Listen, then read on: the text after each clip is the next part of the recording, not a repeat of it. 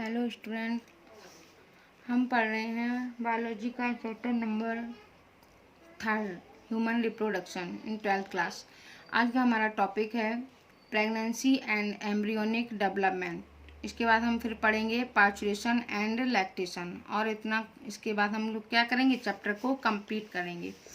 तो जैसे कि हम लोग बेटा इससे पहले मैंने आपको जब रिप्रोडक्टिव इवेंट्स बताए थे तो मैंने आपको बताया था कि blastocyst develop of blastomate and its attachment to the uterine wall is called क्या, implantation। इसी को क्या बोलते थे, implantation। embryonic development is called gestation and delivery of baby is called parturition। delivery of baby, जब बेबी का birth होता है तो इस कंडीशन को हम क्या बोलते हैं, पार्चुरेशन। क्लियर। इसके बाद हम लोग देखेंगे कि pregnancy and embryonic development, pregnancy और एम्ब्रियोनिक डेवलपमेंट में क्या पढ़ेंगे कि after implantation finger like projection appear on the trophoblast cell called chorionic villi. Trophoblast के ऊपर कैसे क्रोनिक ब्लाई प्रेजेंट हो जाते हैं बेटा, जिनको हम लोग क्या है, which are surrounded by the uterine tissue. Uterine tissue के सराउंड चारों तरफ क्या हो जाते हैं, क्रोनिक ब्लाई प्रेजेंट होते हैं, जिनको हम लोग क्या बोल देते हैं, maternal blood, sorry. After implantation finger like projection appear on the trophoblast called chorionic ब्लाई। मतलब इम्प्लांटेशन के बाद ट्रोफोब्लास्ट पर फिंगर जैसे प्रोजेक्शन बनते हैं, जिन्हें हम क्या बोलते हैं, क्रोनिक ब्लाई कहते हैं, जो यूट्राइन टिश्यू एवं मैटरनल ब्लड से क्या होते हैं, आसपास से घिरे होते हैं। जैसे कि आप अपने एनसीईआरटी का फिगर देख सकते हैं, इस तरीके से आप लोग देख सकते हैं कि ये क्या है, प्लेसेंटल क्रोनिक ब्लाई कैसे है, फिंगर लाइक प्रोजेक्शन है, फिंगर है जो कैसे है, मैटरनल ब्लड और यूट्राइन टिश्यू से कैसे होते हैं, ये घिरे होते हैं। अब जो क्रोनिक ब्लाई तथा यूट्राइन टिश्यू एक दूसरे के साथ कैसे होते हैं बेटा, इंटरडिजिलेट होते हैं। इंटरडिजिलेट यानी कि ये जो देख सकते हैं आप लोग, यूटेरनल टिश्यू और यूट्राइन टिश्यू और जो क्रोनिक ब्लाई है, ये आपस में कैसे होते हैं, इंटरडिजिटेट होते हैं। डिलेट का मतलब आपस में उलझे हुए होते हैं, उलझे हुए होकर क्या बनाते हैं, प्लेसेंटा। देख लीजिए ये आपका क्या है बेटा, प्लेसेंटा। क्या है, प्लेसेंटा। इसी को क्या बोलते हैं, umbilical cord with in vessels. ये क्या है आपका, placenta. Clear. Placenta developing embryo तथा मैटरनल मदर के बीच में क्या है, एक स्ट्रक्चरल एंड फंक्शनल यूनिट होती है।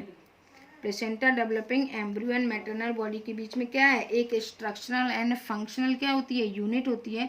प्लेसेंटा एम्ब्रियो को ऑक्सीजन तथा जो आपका प्लेसेंटा है, ये आपका जो एम्ब्रियो है इसको क्या है, न्यूट्रिएंट्स सप्लाई करता है, और एम्ब्रियो द्वारा जो बनने वाली CO2 है तथा एक्सक्रीटरी जो वेस्ट मटेरियल है उसको क्या करता है, बाहर करता है। यानी कि प्लेसेंटा एम्ब्रियो को ऑक्सीजन तथा न्यूट्रिएंट सप्लाई भी करता है, और एम्ब्रियो द्वारा जो इसमें CO2 या एक्सक्रीटरी जो वेस्ट मटेरियल होता है उसको बाहर भी निकाल देता है।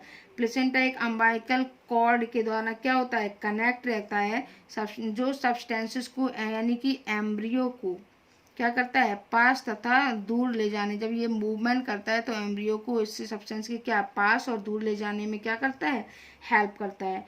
और प्लेसेंटा एक एंडोक्राइन टिश्यू की तरह भी वर्क करता है। जो आपका प्लेसेंटा है वो क्या है, एक एंडोक्राइन टिश्यू की तरह भी वर्क करता है, और हार्मोन्स को भी प्रोड्यूस करता है, जैसे ह्यूमन क्रोनिक और जो गोनाडोट्रोफिन यानी कि HCG, और human placental lactogen, LPG, estrogen, progesterone, इस टाइप के प्लेसेंटा जो है वो क्या है, हार्मोन्स को भी सिक्रीट करता है।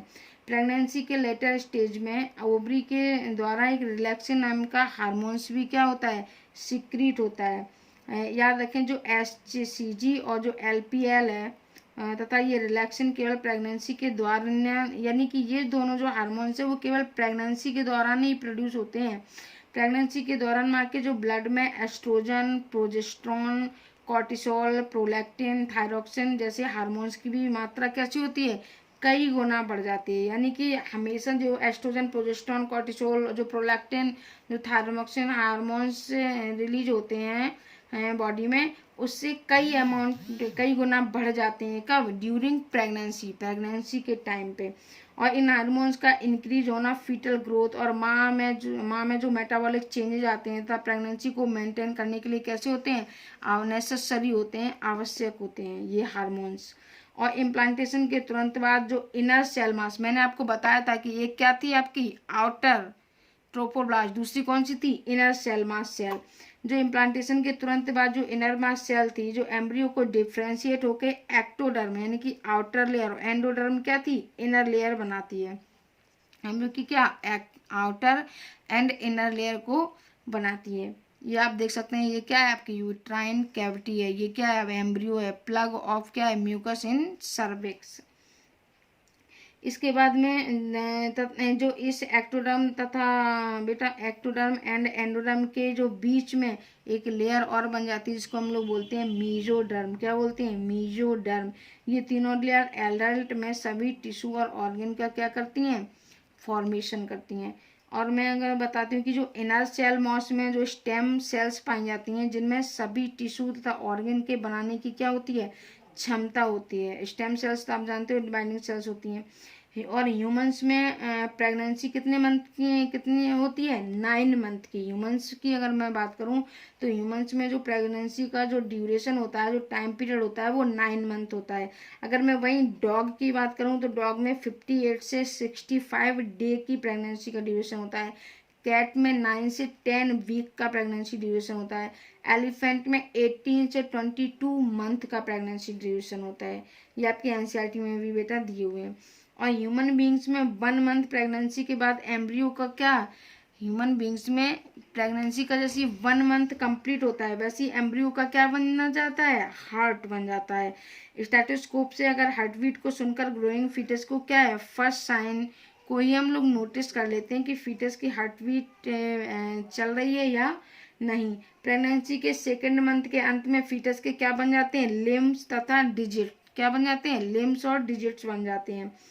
12 वीक यानी कि फर्स्ट ट्राइमेस्टर के अंत तक लगभग सभी मेजर ऑर्गन सिस्टम बन जाते हैं। कब? 12 वीक्स में मेजर ऑर्गन बन जाते हैं। एग्जाम्पल में जैसे लिम्ब एंड एक्सटर्नल जेनाइटेलिया अच्छी तरह से बन जाते हैं। कितने? 12 वीक्स में। फर्स्ट ट्राइमेस्टर इसको बोलते हैं। 5th मंथ के दौरान फर्स्ट फीटल मूवमेंट, क्विकिंग यानी कि क्विक करना, यानी कि बोलने लगते हैं कि बच्चे ने क्या किया है? मूवमेंट स्टार्ट कर दिया है, पैर मारना स्टार्ट कर दिया है। तो फर्स्ट मंथ के दौरान ने फर्स्ट फीटल मूवमेंट स्टार्ट हो जाता है तथा हेड पर और बाल भी आ जाते हैं। क्या है? हेड भी बन जाता है और उसके हेड पे क्या आ जाते हैं? बाल भी आ जाते हैं। 24 वीक में यानी कि इसको बोलते हैं हम 2nd ट्राइमेस्टर के अंत तक पूरे शरीर में क्या है? फाइन हेयर निकल आते हैं। फाइन हेयर छोटे छोटे से जो रोए बोलते हैं वो निकल आते हैं। आईलिड अलग अलग हो जाती हैं तथा आईलैशेस भी बन जाती हैं। और प्रेगनेंसी के 9 मंथ के अंत तक फीटस पूरी तरह से क्या हो जाता है? डेवलप हो जाता है और क्या है? डिलीवरी के लिए प्रिपेयर हो जाता है। डिलीवरी के लिए क्या हो जाता है? तैयार हो जाता है। क्लियर? तो ये तो आपका क्या था? Pregnancy and embryonic development. इसके बाद में बेबी फीटस तैयार हो गया। इसके बाद में आपका क्या आता है? Parturition and lactation. जैसे मैंने आपको बताया था delivery of baby is called क्या? पार्चुरेशन। बेबी के का बर्थ होना, बेबी का डिलीवर होना, ये क्या कहलाता है आपका? पार्चुरेशन। ह्यूमन प्रेगनेंसी का जो एवरेज ड्यूरेशन वो 9 मंथ है, जिसे क्या बोलते हैं हम? Gestation period. क्या बोलते हैं? गेस्टेशन। 9 मंथ का जो टाइम पीरियड होता है this is called gestation period. Pregnancy के अंत में यूट्रस के वैगरस कॉन्ट्रैक्शन के कारण फीटस बाहर आता है। आपके यूट्रस में वैगरस कॉन्ट्रैक्शन होता है बेटा। ये यूट्राइन की वायल है, ये जो मसल्स हैं वो कैसे हो जाती हैं? इनलार्ज हो जाती हैं। इनलार्ज का मतलब इनमें क्या हो जाता है? एक खिंचाव सा होता है, कॉन्ट्रैक्शन होता है और फीटस क्या हो जाता है? बाहर आता है। यानी कि फीटस के डिलीवर के होने के इस प्रोसेस को the deliver of foetus is called parturition. Foetus के डिलीवर के इस प्रोसेस को क्या बोलते हैं? पार्चुरेशन।